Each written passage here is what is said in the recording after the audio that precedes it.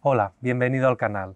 Es muy habitual, como bien sabes, utilizar tierra de diatomeas en huertos domésticos y urbanos, principalmente como insecticida, pero este producto tiene muchos otros usos y esos los queremos también hoy repasar en el vídeo que hemos hecho.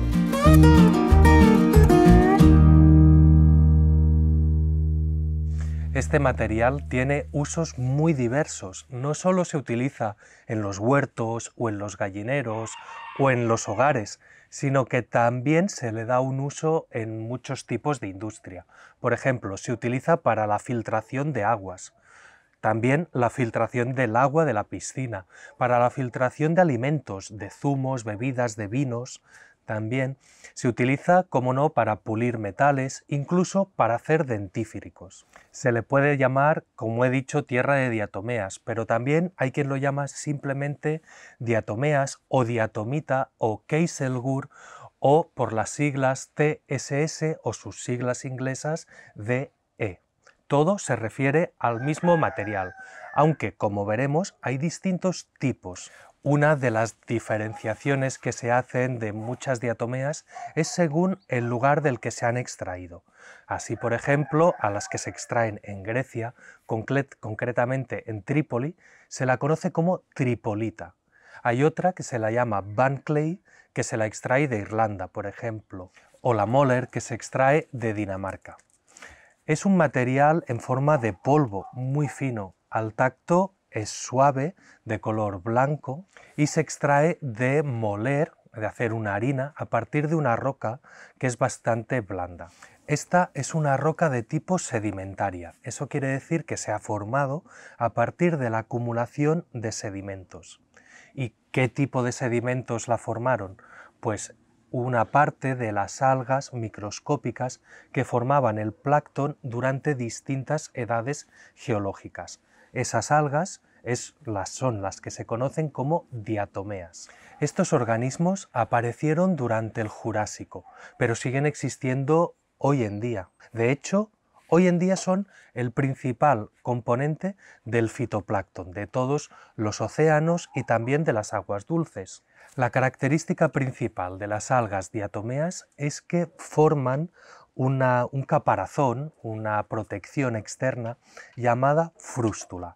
Es como un exoesqueleto que la recubre y con ellas se protegen, también se pueden relacionar y bueno, aunque de hecho la utilidad exacta que tiene esa frústula para ellas tampoco acaba de estar del todo clara.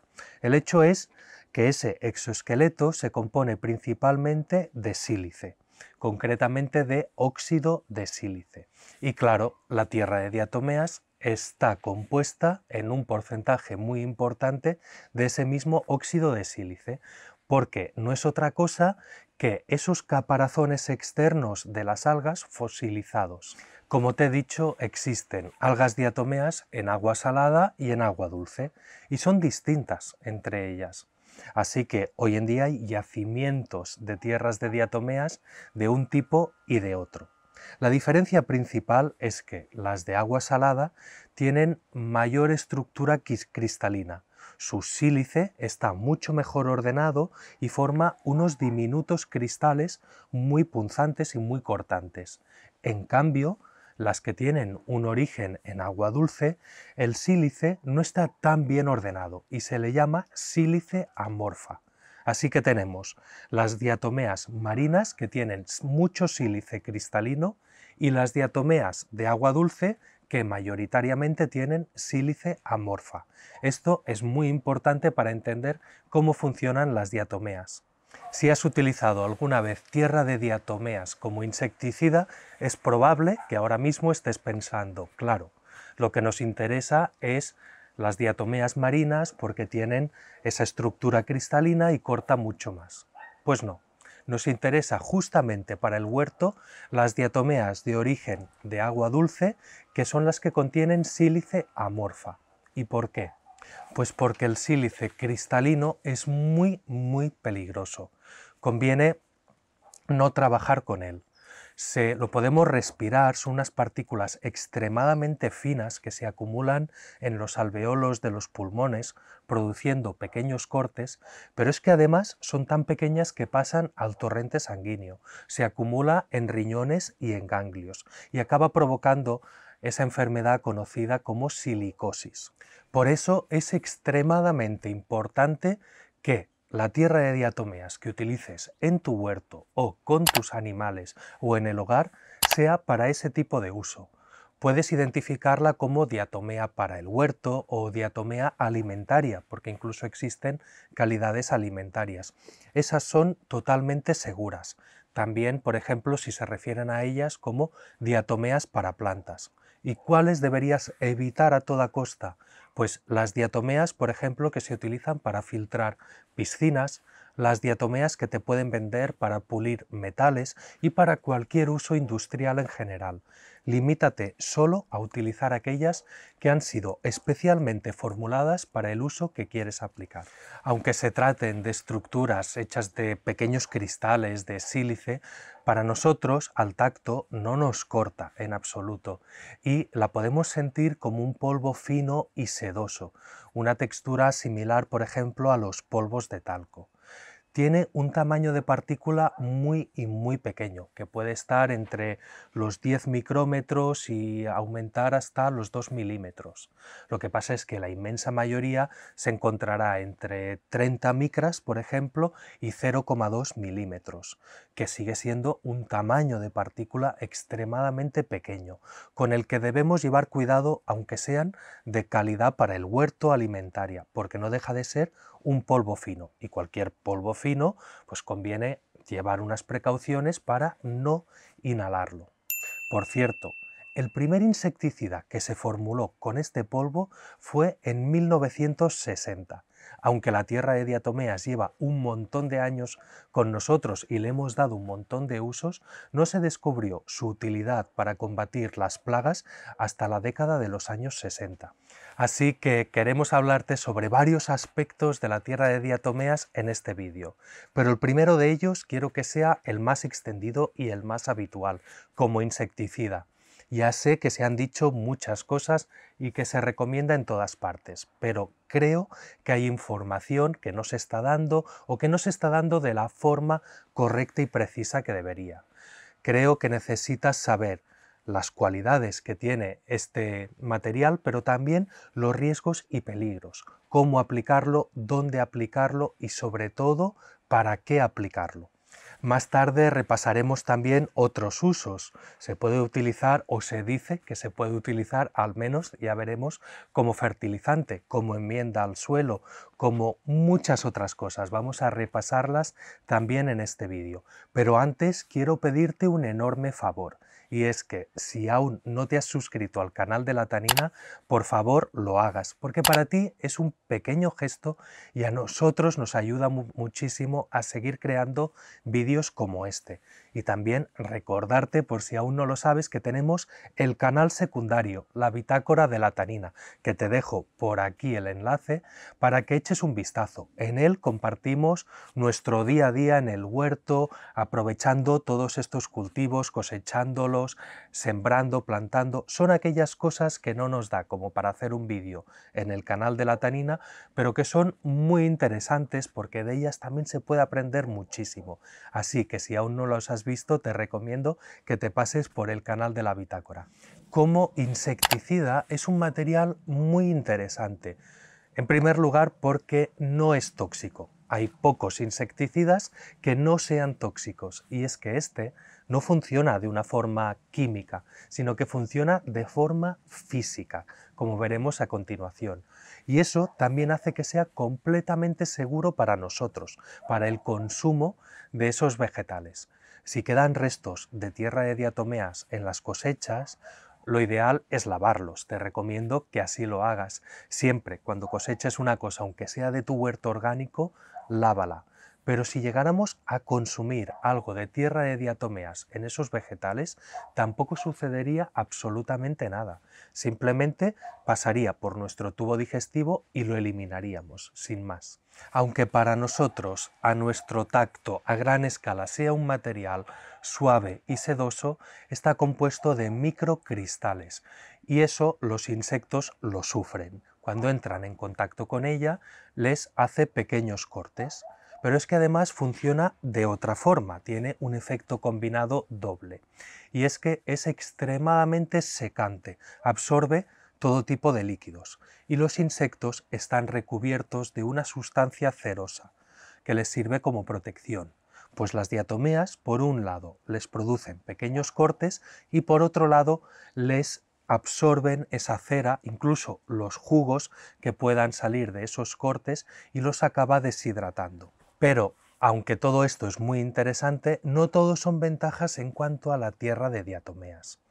Sí, sé que en muchísimos lugares te lo van a pintar como la panacea ideal y perfecta, que no daña a ningún ser interesante para el huerto, que no es perjudicial para los humanos, que es absolutamente segura en todos los sentidos y que puedes aplicarla a discreción. Pero eso no es exactamente así. Ya sabes que desde la tanina no solemos darte ninguna solución perfecta. Lo siento, pero es que honestamente no existen. Todo tiene su cara B, todo tiene su parte positiva, interesante, pero también es necesario que sepamos aplicarlo, cómo utilizarlo, porque esa misma sustancia tan interesante, si no hacemos un buen uso de ella, puede volverse en nuestra contra o sobre todo en contra del ecosistema del huerto. Y es que las tierras de diatomeas, aunque son muy útiles e interesantes, tampoco son completamente inocuas, si no, no serían efectivas. Y el primer riesgo o inconveniente que puede presentar es al trabajar con ella. Aunque podamos ingerir una tierra de diatomeas de calidad alimentaria sin mayor problema, aunque no te recomiendo que lo hagas, pero bueno, una pequeña ingesta accidental no supone ningún riesgo para nuestra salud, sí que te recomiendo, y en esto quiero ser muy explícito, que te protejas para aplicarla. Como te he dicho, no deja de ser un polvo fino, así que puede provocar problemas si entra en contacto con los ojos. Por ejemplo, conviene utilizar gafas de protección para usarla en el huerto. Y también, y esto es lo más importante, hay que proteger nariz y boca con una mascarilla o, si no tienes a mano, al menos con un pañuelo.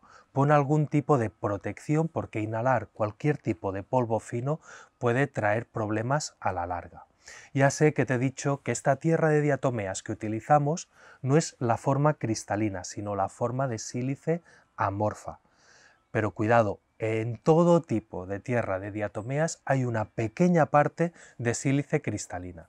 Por eso es importante protegerse, porque esa parte se va a acumular en nuestro organismo en órganos importantes y si tuviéramos una exposición continuada podría acabar dándonos problemas. Así que las vías respiratorias, siempre que trabajamos con polvos, hay que protegerlas, y más cuando el polvo es de sílice.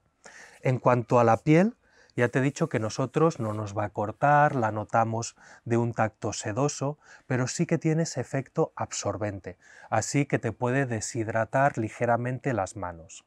Lo mejor es que utilices guantes y si no, después de aplicarla, procura lavarte bien las manos, esto es muy importante, y aplicar algo de crema hidratante. Dejando de lado las precauciones para su aplicación, también quiero hablarte de otra desventaja, que en realidad es a la vez una ventaja. Hay que saber manejar este efecto, y es que las diatomeas es un insecticida de amplio espectro. Esto quiere decir que no va a distinguir entre distintos insectos, incluso entre distintos artrópodos, porque afecta también a otros organismos. Lo mismo puede dañar a pulgones, por ejemplo, o trips, que mariquitas, arañas o abejas. Por eso, la forma que tendremos y el momento de aplicarlos es fundamental para hacer un buen uso de este producto.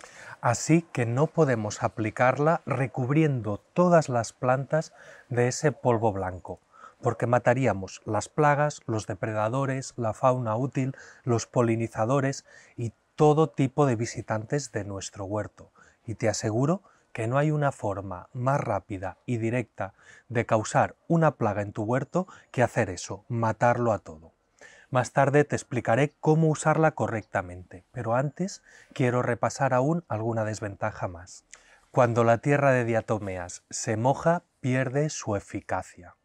Ni corta a los organismos porque esa capa, esa tensión superficial del agua que le rodea evita el contacto directo, así que ni les va a cortar ni les va evidentemente a deshidratar. Se vuelve absolutamente inocua para los insectos.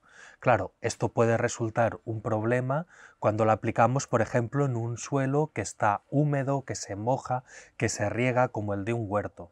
También sobre las plantas, cuando hay rocío, cuando hay una elevada humedad o incluso cuando se mojan por la lluvia o por un aspersor. En esos casos hay que tener en cuenta que las diatomeas pierden todo su efecto insecticida. Eso sí, lo recuperan cuando se secan.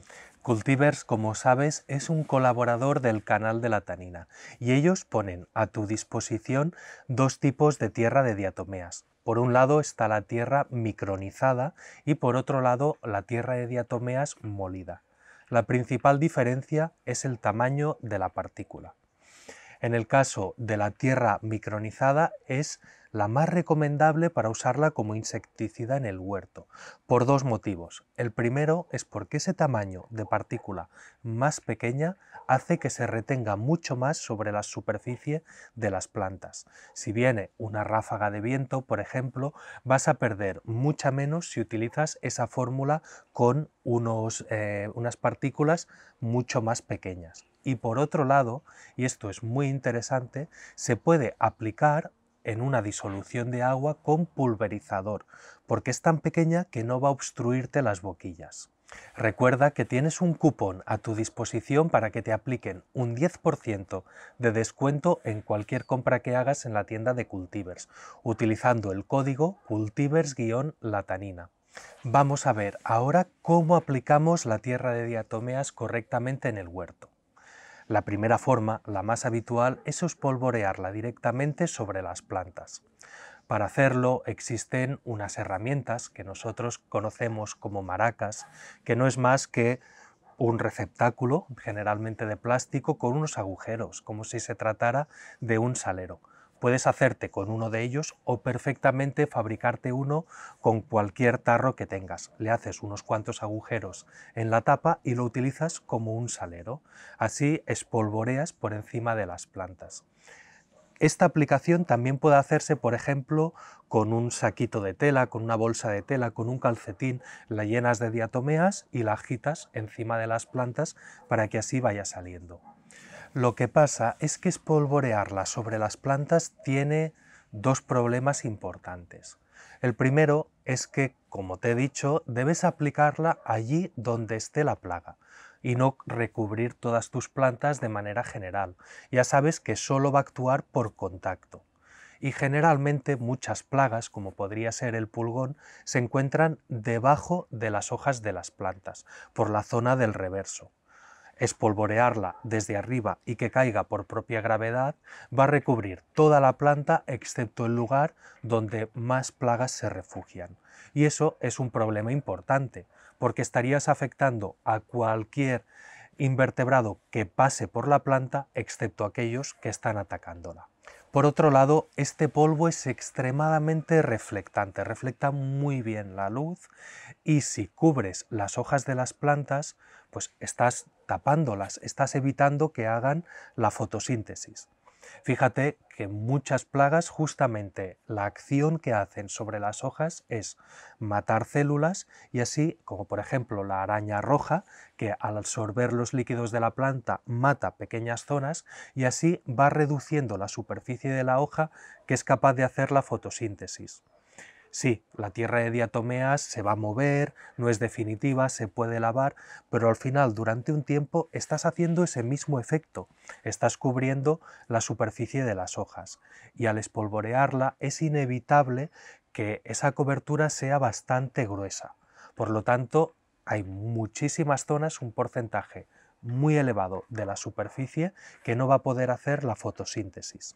Para aplicarla correctamente habría que poder cubrir la hoja con la mínima cantidad necesaria en la máxima superficie.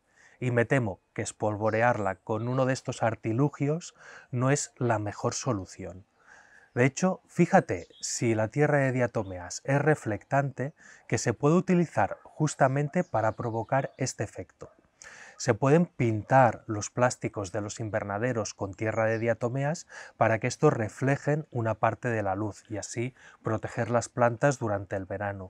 O en zonas muy cálidas con mucha insolación puede interesar aplicar tierra de diatomeas para proteger incluso las plantas si la ponemos sobre sus hojas, aunque esto, como te he dicho, tiene sus contraindicaciones en cuanto a la fauna útil, pero es un uso que se le da. Espolvorear me parece muy buena solución cuando se trata de gallineros. Cuando limpiamos el gallinero podemos aplicar la tierra de diatomeas sobre el suelo, las perchas y todas las superficies para así evitar que camine por ahí el piojo o el piojillo rojo de las gallinas. También me parece un buen remedio para las hormigas y los hormigueros. Ya sabes, si pones en el suelo, ya sea en el gallinero o en el exterior, la tierra de diatomeas, esta va a tener efecto hasta que se moje. Si llueve, riegas o hay una alta humedad, va a dejar de ser efectiva hasta que se vuelva a secar. Y en cuanto a los hormigueros, también señalarte que los hormigueros y las hormigas son animales absolutamente necesarios en nuestro ecosistema y en un huerto. Menciono esto porque hay cierta tendencia a considerar que la mínima presencia de hormigas ya se considera una plaga en sí misma, y no es para nada así. Necesitamos las hormigas. También protegen a nuestras plantas y nos aportan muchísimos beneficios. Es cierto que a veces están en lugares muy incómodos o que en determinadas ocasiones las poblaciones se pueden disparar. En esas ocasiones sí, podemos utilizar la tierra de diatomeas como un remedio, aunque también te digo, tiene sus puntos fuertes y flojos. Una cosa muy positiva de la tierra de diatomeas contra las hormigas es que van a impregnar su cuerpo e introducirlas en el hormiguero. Actúa desde dentro y no es tóxico, por tanto es interesante. Pero también te digo que con tierra de diatomeas no vas a acabar con todo un hormiguero. Puedes debilitarlas, puedes incomodarlas y la mayoría de veces eso es más que suficiente para que se vayan del lugar. Si hablamos de dosis, en cuanto a espolvorear no existen dosis. Si vas a utilizarla en un gallinero o en el suelo, cubre bien la superficie y repite al cabo de unos días. Pon la cantidad que necesites, la que tú subjetivamente más o menos consideres oportuna. Si vas a aplicarlo en el huerto sobre las plantas, en ese caso utiliza, como te he dicho, la mínima cantidad en la máxima superficie. La tierra de diatomeas son unas partículas microscópicas y, aunque a nosotros nos parezca que ahí no hay nada, sí que las hay. Aunque tu ojo no sea capaz de percibirlas, si las has aplicado, ahí habrá tierra de diatomeas. Procura no cubrir todas las plantas, no dejar las hojas completamente blancas. Pero para este tipo de aplicación casi que te recomiendo mejor el siguiente método, que consiste en diluirlas en agua para poder aplicarlas con un pulverizador. Esta es la forma que a mí personalmente más me gusta. Primero, porque podemos esparcirlas en una capa muy fina, justo la que necesitamos. Y segundo, porque con un pulverizador a presión es mucho más fácil acceder a esos rincones exactos en los que se esconden las plagas. Por ejemplo, en el reverso de las hojas. Puedes poner 20 gramos de tierra de diatomeas en 1 litro de agua y así llenar un pulverizador e ir aplicándola por el huerto. Ya sabes, solo en las zonas en las que hay una plaga y es necesaria. No de forma preventiva, no cubriendo todas las plantas del huerto, porque los daños que vas a ocasionar van a ser más que las ventajas que obtendrás. Es muy importante que si aplicas con pulverizador estés removiéndolo continuamente, cada pocos minutos agítalo, porque en realidad la tierra de diatomeas no se disuelve en el agua y tenderá a caer hacia el fondo. Por lo tanto, para homogeneizar esa mezcla, pues debes agitarla continuamente. Otro uso muy interesante disuelto en agua es hacer una pasta y utilizarla para pintar el tronco de los árboles. Así se evita el ascenso de las hormigas y hacer eso es una forma de prevenir muy bien el ataque de pulgones. Ya sabes que muchas hormigas protegen, defienden y transportan a ciertas especies de pulgones. Así que evitar las hormigas en las hojas de nuestros árboles es una forma muy efectiva de evitar también los pulgones. Y pintar los troncos con diatomeas es crearles una barrera que preferirán no tener que cruzar. En este sentido, tampoco hay unas dosis estrictas. Puedes probar con 100 gramos de tierra de diatomeas y ponerle medio litro de agua o un poco más, y haces una pasta. Prueba a ver qué tal funciona. No es lo mismo un tronco con mucha corteza que un tronco muy liso. Si tienes muchos árboles y quieres aguar un poco la mezcla para que así te cunda más, adelante, no pasa nada por hacerlo. Eso sí, piensa que cuanto más diluida esté la mezcla, menos tiempo va a durar. Si haces una pasta densa y espesa, entonces resistirá mejor el paso del tiempo, el viento y las lluvias. Si haces una pasta muy aguada, tendrás que repetirla con más frecuencia. Y por último, los usos como insecticida que me parecen más controvertidos. Por un lado está el de protegernos del ataque de caracoles y babosas en el huerto. Se habla mucho sobre esto, se hacen unas barreras físicas en forma de un círculo, por ejemplo, alrededor de una planta, y se supone que caracoles y babosas no van a cruzarla. Sabemos que los caracoles prefieren no cruzar este tipo de material, es cierto, pero también sabemos que si la motivación es suficiente, lo harán. Estos animales pueden adaptar el tipo de baba que producen al material que necesiten cruzar. No es la misma baba la que utilizan si quieren avanzar rápidos, que si pueden ir lentos, que si quieren escalar en vertical o que si tienen que superar una superficie muy polvorienta, como sería este caso. Eso sí, si pueden encontrar otro camino o irse a otro lugar, lo harán, sin duda. Lo que pasa es que, como hemos dicho, la tierra de diatomeas pierde eficacia cuando se moja. Si la ponemos sobre el suelo de un huerto, va a mojarse cada cierto tiempo, eso es inevitable. Y además, los caracoles y babosas aparecen cuando la humedad ambiental sube mucho, entonces la efectividad es bastante relativa. Aunque prefieran no cruzarlas en condiciones, digamos, de laboratorio, de hacer un experimento, si tú pones ahí la montañita, el caracol, difícilmente va a decidir cruzarla, la verdad es que en el huerto pierde bastante efectividad. Además, las babosas, recuerda que pueden enterrarse en el suelo y superar algunos obstáculos pasando por debajo de ellos, así que tampoco sería demasiado efectivo en este caso. Eso sí, quiero también decirte que no te preocupes por las lombrices de tierra. En este caso, ellas están permanentemente recubiertas de humedad, su cuerpo debe mantenerse húmedo, así que las tierras de diatomeas no les afectan en absoluto. Y con las mascotas, otro uso que me parece controvertido. Se dice muchas veces que puedes espolvorear y ponerles entre el pelaje de perros y gatos tierra de diatomeas para evitar el ataque de pulgas y de garrapatas. Y aunque esto pueda funcionar en cierta medida si vamos repitiendo el tratamiento y manteniéndolos, la efectividad es relativa, y ya que hay enfermedades que se transmiten a través de estos vectores, yo preferiría utilizar con mis animales algo más efectivo, pero bueno, puedo entender que sí, que es útil y práctico en ese sentido, pero también tiene una contrapartida, y es que vamos a estar exponiendo a nuestros animales a inhalar continuamente el polvo de tierra de diatomeas. Así que lo siento, aunque se diga mucho que la tierra de diatomeas es inocua para los perros, que no es tóxica, y para los gatos, evidentemente que no es tóxica y que es totalmente segura, Eso no es cierto. Exponer a nuestros animales a tener su pelaje recubierto y embadurnado de un polvo fino de sílice no es una medida segura y ni mucho menos es inocua. Ya sabes que hay esa pequeña parte de sílice cristalino que se va a acumular en sus organismos y a la larga puede acabar provocándoles enfermedades importantes. Así que no te lo recomiendo en absoluto.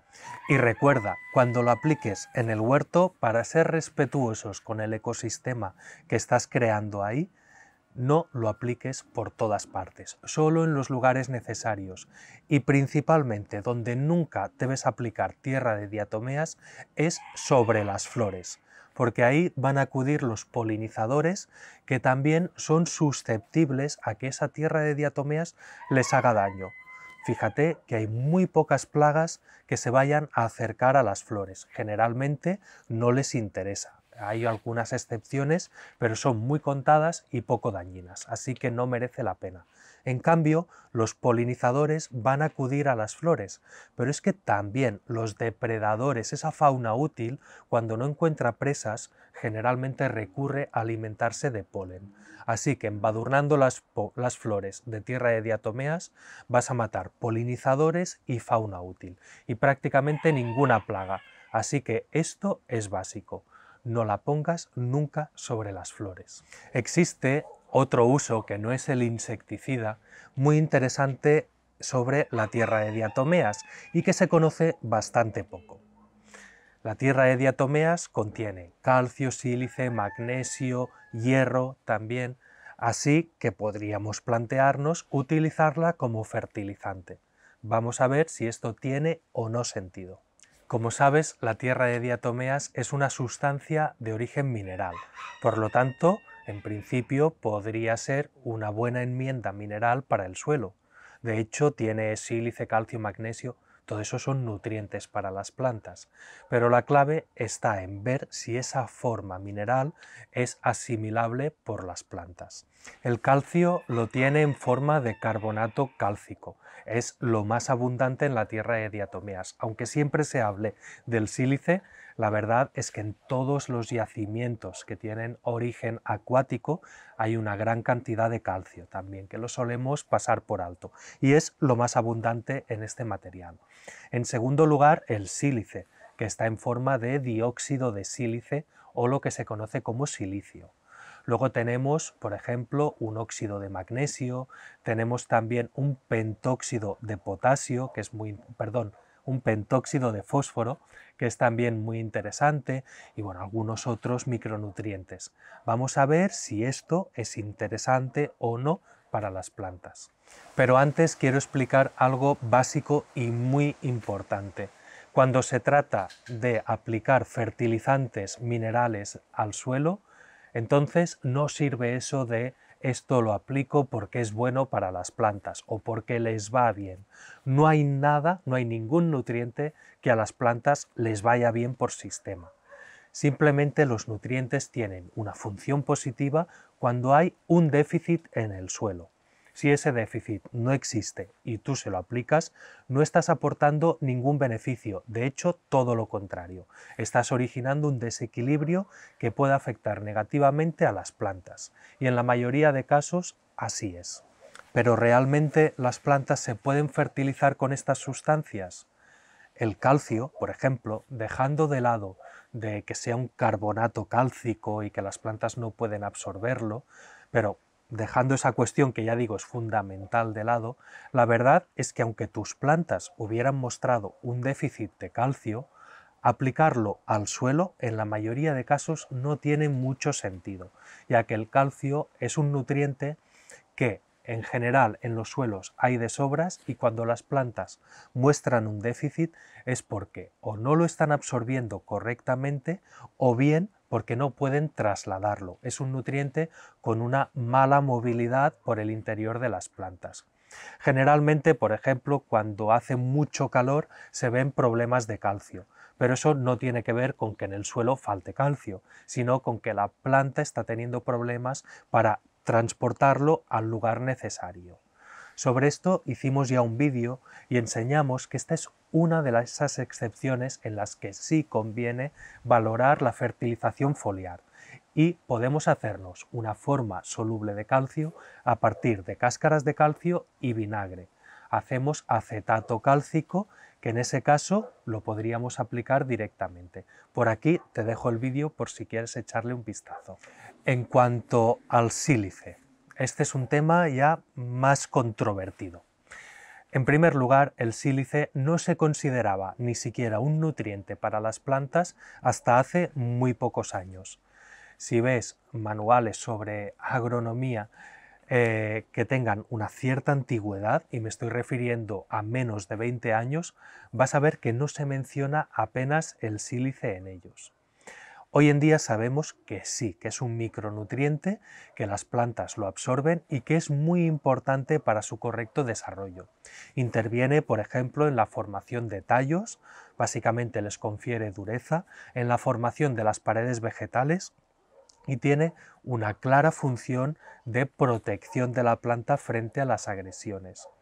Es indispensable y muy importante en el cultivo de cereales. Ayuda a que las plantas se hagan grandes y se sostengan bien. Así que hoy tenemos fertilizantes con sílice, enmiendas a base de sílice, pero resulta que el sílice es la sustancia más abundante en la corteza terrestre. Todos los suelos están mayoritariamente repletos de sílice. Si es tan abundante, ¿por qué tenemos que aportarlo en forma de fertilizantes? Pues porque la inmensa mayoría de formas de sílice no son disponibles para las plantas, no pueden absorberlo. Entonces, ¿qué formas sí pueden absorber y cuáles no? Esto no es un tema sencillo, se está continuamente investigando y aún hoy en día descubriendo. Sabemos que una forma de la que pueden absorber cantidades importantes es el ácido ortosilícico, pero la tierra de diatomeas no tiene esa forma de sílice, tiene dióxido de sílice o lo que también se llama silicio. ¿Las plantas pueden absorber silicio? Pues si te tengo que dar una respuesta rápida, me temo que no, no pueden. Ya sé que hay lugares en internet donde vas a ver que se puede aportar sílice a las plantas con tierra de diatomeas y demás. Realmente, de forma honesta y sincera, no, no se puede. Pero como sucede con todo cuando hablamos de plantas y seres vivos, las cosas no son tan rígidas y siempre hay excepciones. Entonces, una posible excepción, que haya una bioconversión de ese sílice por parte de microorganismos del suelo, que haya microorganismos que cojan dióxido de sílice y lo transformen en otra cosa. Ciertamente, si investigas un poco, verás que hay vías metabólicas que funcionan así. Eso es una realidad y es posible. No quiero tampoco menospreciarla, pero lo cierto es que la cantidad de sílice que puede convertirse va a ser bastante pequeña. Así que no confíes en esa vía. Y por otro lado, puede ser que encuentres algún estudio que demuestre que las plantas sí pueden absorber unas pequeñas cantidades de dióxido de sílice. Esto se ha visto en los últimos años, pero lo cierto es que son cantidades ínfimas y que se quedan en la parte externa de la célula, en la pared celular. Es útil, es interesante, pero ni mucho menos es el sílice que necesita la planta en su metabolismo. Es para un uso muy concreto y lo va a absorber en unas dosis pequeñísimas. Pero es que además el dióxido de sílice es una de las sustancias más habituales en todo tipo de suelos. Entonces, aunque las plantas necesiten pequeñas dosis, seguramente van a encontrarlo por todas partes. Las arcillas tienen dióxido de sílice y las arenas también. Por lo tanto, prácticamente todos los suelos del mundo son ricos en dióxido de sílice. Ya ves que los dos principales nutrientes o posibles nutrientes que tiene esta tierra no presentan una gran utilidad para las plantas. ¿Y eso quiere decir que no es interesante aplicarla al suelo? No, ni mucho menos. A mí me parece una excelente enmienda y te explico por qué. En primer lugar, porque es muy absorbente. Por eso un suelo al que se le ha aplicado tierra de diatomeas retiene muchísima más agua, se seca menos y tolera mejor la sequía. Esto es interesantísimo para la situación que estamos viviendo actualmente, no solo en España, sino en muchos lugares del mundo en los que el clima está cambiando rápidamente y cada vez vamos a tener periodos de sequía más prolongados. Este efecto está ya ampliamente estudiado y demostrado en muchos ensayos, como por ejemplo el que se hizo en la Universidad de Southern Cross en California, donde se estuvo comprobando que en campos fertilizados que el suelo había sido tratado con tierra de diatomeas se conseguía una retención del fertilizante mucho más alta. Se lixiviaba menos, se lavaba menos con el agua, por lo que se contamina también mucho menos los acuíferos subterráneos. Piensa que los fertilizantes agrícolas es una de las principales causas de contaminación del agua. Pero es que además en ese mismo estudio también constataron que el agua se retenía más, que las plantas necesitaban menos riegos cuando el suelo se trataba con diatomeas. E incluso fueron un paso más allá y lo probaron en macetas y vieron que un 10% de tierra de diatomeas en la mezcla de sustratos de las macetas mejoraba significativamente la retención de agua. Por otro lado, aunque la tierra de diatomea no vaya a aportar ni un sílice interesante para las plantas, ni un calcio que esté biodisponible, sí que puede aportar otros micronutrientes en formas disponibles. Te explico. Ya te he dicho que el sílice o la tierra de diatomeas que estamos utilizando en el huerto se compone de sílice amorfa. Eso quiere decir que no es cristalino. ¿Y por qué no es cristalino? Porque esa unión de silicio tiene en su interior impurezas y justamente esas impurezas, en una parte muy importante, son óxidos metálicos. Estos óxidos metálicos sí que pueden absorberse en las raíces y trasladarse por la planta. Me refiero, por ejemplo, al óxido de magnesio, a distintas formas del hierro que con una pequeña bioconversión, que es mucho más habitual, ya podrá incorporarse en la planta, y a otras sustancias que también acompañan a la tierra de diatomeas, aunque en menores concentraciones, pero no por eso menos interesantes, ya que son cruciales para el desarrollo de las plantas. Otra cuestión importantísima, el control del pH. No es ni que la tierra de diatomeas vaya a acidificar el suelo, ni lo contrario, tampoco lo va a alcalinizar.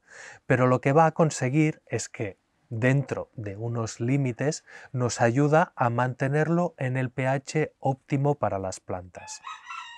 Actúa como regulador del pH manteniéndolo justamente en ese rango en el que las plantas mejor absorben todos los nutrientes. Evidentemente, si tienes un suelo muy ácido o muy alcalino, este efecto tiene sus limitaciones, tampoco te va a corregir el pH de una forma brusca, pero en un suelo que se mantiene en un pH cercano al óptimo, pues va a ayudar a que eso no cambie cuando, por ejemplo, se aplique alguna enmienda que pudiera desplazarlo. Uno de los efectos que me parece más interesante de la tierra de diatomeas en el suelo tiene que ver con el fósforo. La tierra de diatomeas aporta cierto fósforo, pero otra vez estamos ante una de esas formas de nutrientes que no van a asimilar las plantas. Se trata del pentóxido de fósforo y las plantas no pueden absorberlo. ¿Pero eso quiere decir que no es interesante? No, ni mucho menos. De hecho, el fósforo funciona de una forma un poco especial, porque muy habitualmente tenemos fósforos disponibles para las plantas en el suelo. Los más habituales son los que se llaman ortofosfatos, pero esos ortofosfatos reaccionan rápidamente con otras sustancias del suelo y se quedan ahí ligados, atrapados. Las raíces de la planta no tienen la suficiente fuerza o los mecanismos para desligarlos de esas otras sustancias y así poder absorberlos. Por lo tanto, en realidad, cuando en un suelo falta fósforo, la inmensa mayoría de veces está repleto de fósforo, Lo que pasa es que está ligado a otras sustancias y por eso las plantas no pueden obtenerlo. Por ejemplo, una de las formas de desligar esos fósforos disponibles son los hongos, que hacen esta función con muy buen resultado. Son muy eficaces y además, en el caso de las micorrizas, lo desplazan hasta las raíces o incluso hasta el interior de estas. Pero hay otra forma de desligar esos fósforos disponibles, esos ortofosfatos. Y esa es, o al menos una de ellas, aplicando tierra de diatomeas. Ese pentóxido de fósforo lo que va a hacer en el suelo es intercambiarse con el ortofosfato. Parece ser que tiene aún más afinidad por esos compuestos, así que cuando llega al suelo se intercambia, consiguiendo que queden ortofosfatos libres que sí que puede absorber la planta. Así que propiamente no aporta un nuevo fósforo al suelo, pero contribuye a que se libere el que ya existe en él, que es probablemente la forma más útil e interesante de aportar fósforo a las plantas. En cuanto al sodio, sucede algo parecido. Los suelos van acumulando sodio porque las plantas no lo utilizan.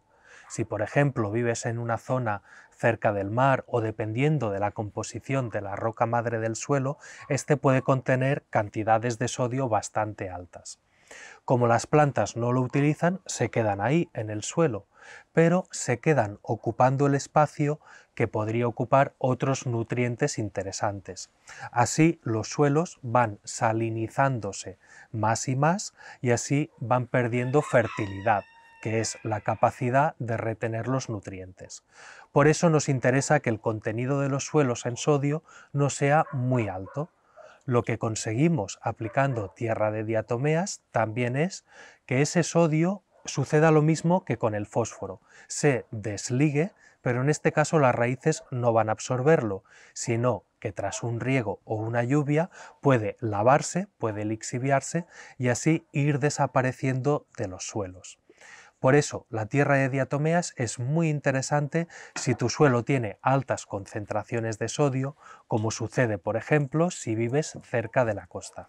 Y claro, aunque nuestras plantas no vayan a aprovechar algunas de estas formas minerales, los microorganismos que viven en el suelo sí que pueden aprovechar muchas de ellas, así que un cierto aporte de minerales es muy recomendable para los microorganismos, sobre todo cuando en tu suelo no hay demasiados. Pero ¿puede haber un suelo con pocos minerales? Pues sí, realmente no es lo más habitual, no son los suelos que vas a encontrar de forma espontánea en un huerto o en un campo o en la naturaleza, pero sí los hay. Por ejemplo, el suelo de nuestro huerto es un suelo que tiene bastantes pocos minerales.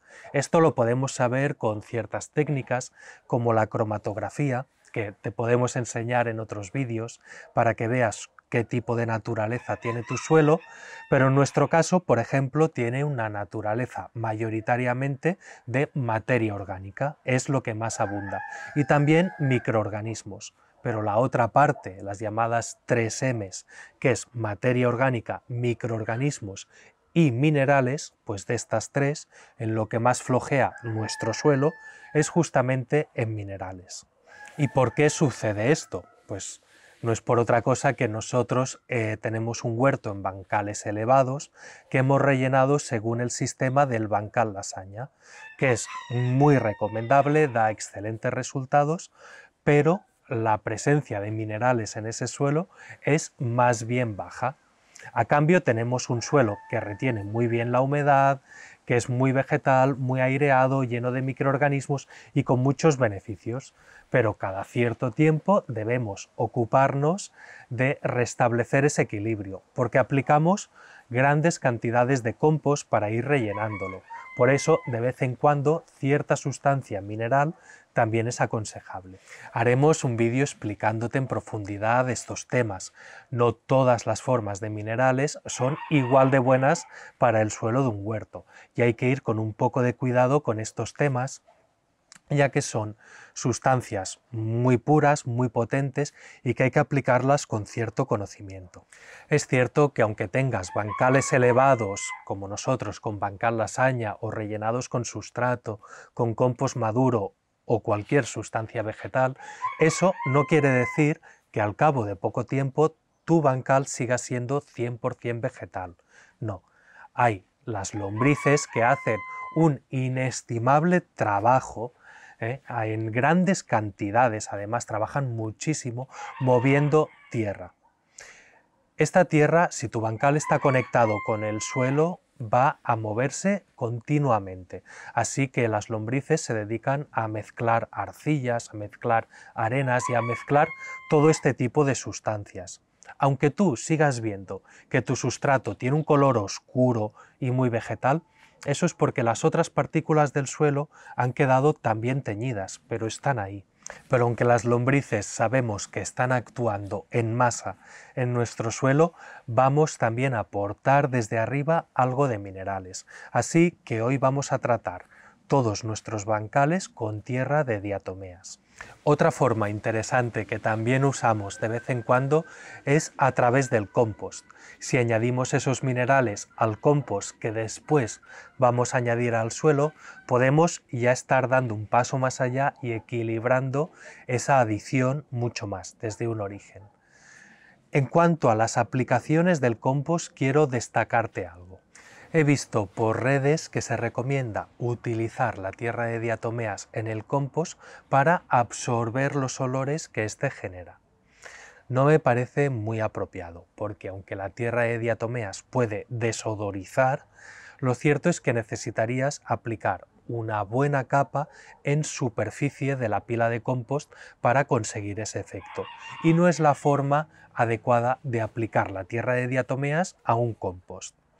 Tienes que entender que un compost es un auténtico ecosistema lleno de seres vivos, y no solo microscópicos, sino que los insectos, las larvas, los miriápodos y todos los animales que están viviendo en el compost son imprescindibles.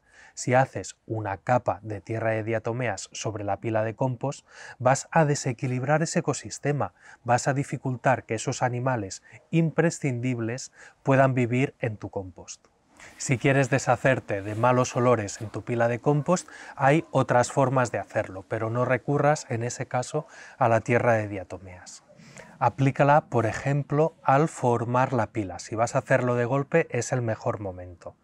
En ese caso, puedes poner hasta medio kilo de tierra de diatomeas en una pila de compost que tenga 1 metro cúbico, que es lo más habitual. Hazlo en pequeñas capas. Lo mejor sería que lo mezclaras con agua y cada cierto tiempo fueras regando esa pila de compost conforme la vas montando. Puedes disolver ese medio kilo de tierra de diatomeas en unos 10 o 20 litros de agua y utilizar esa mezcla para ir remojando todo el compost. Si formas tu pila de compost poco a poco o ya la tienes en marcha y quieres aplicar tierra de diatomeas, entonces te sugiero rebajar la concentración. En ese caso, 100 o 200 gramos es más que suficiente en cada una de las aplicaciones. Y hazlo también disuelto en agua, la cantidad que creas conveniente, y aprovecha los momentos en los que voltees o airees la pila, para que así se mezcle todo bien y no crear zonas de alta concentración de diatomeas.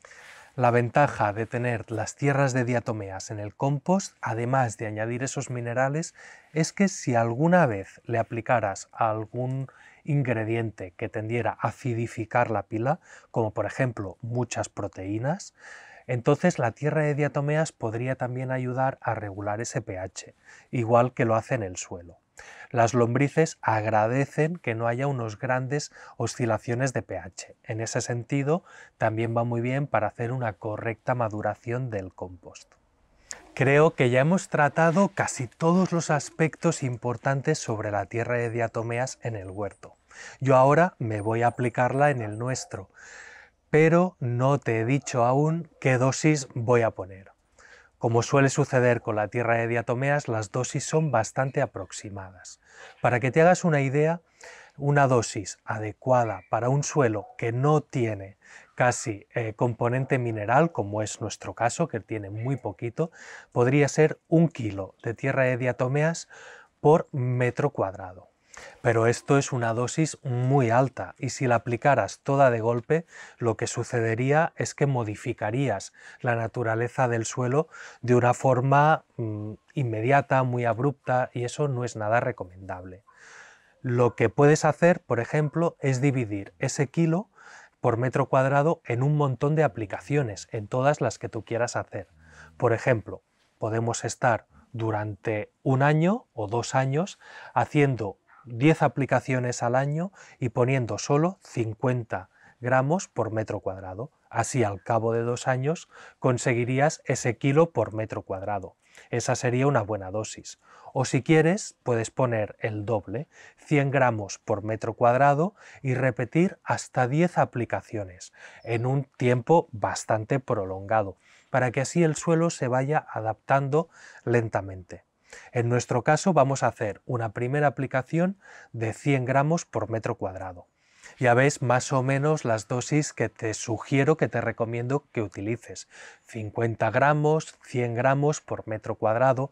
Deja el suelo descansar un buen tiempo entre una y otra aplicación, un mínimo de 1 mes, y luego puedes repetirla. Ya verás como con el tiempo irá mejorando la naturaleza del suelo. Va a retener mucha más agua, los microorganismos van a desarrollarse mejor, y ahora es una buena época para empezar, justo en invierno, y así cuando lleguemos al verano en la época de máxima sequía, ya tendremos una acumulación de tierra de diatomeas suficiente en el suelo como para conseguir retener más agua. Si quieres aplicar la tierra de diatomeas al suelo, entonces te recomiendo que optes por la tierra de diatomeas molida. No hace falta que sea la micronizada, que es ese tamaño más pequeño, aunque si solo tienes una, solo quieres comprar una o quieres usarla para las dos cosas, puedes utilizar la micronizada para todo, te va a servir igualmente. Y recuerda que en Cultivers tienes un 10% de descuento en cualquier producto de su página web, utilizando el cupón Cultivers-Latanina. Espero que este vídeo te haya servido, te haya ayudado y entiendas un poco mejor cómo funcionan las diatomeas. Creo que es bastante necesario considerarlas como lo que son, un producto interesante, un ingrediente muy útil en nuestro huerto, pero que hay que aplicarlo con conocimiento y con conciencia. Las cosas en el huerto no funcionan o dejan de funcionar, van bien o van mal, sino que hay que saber cómo, cuándo y por qué aplicarlas en cada caso. Y sobre eso he querido darte alguna ayuda en este vídeo. Así que espero que te haya sido útil y, como siempre decimos, nos vemos en el siguiente.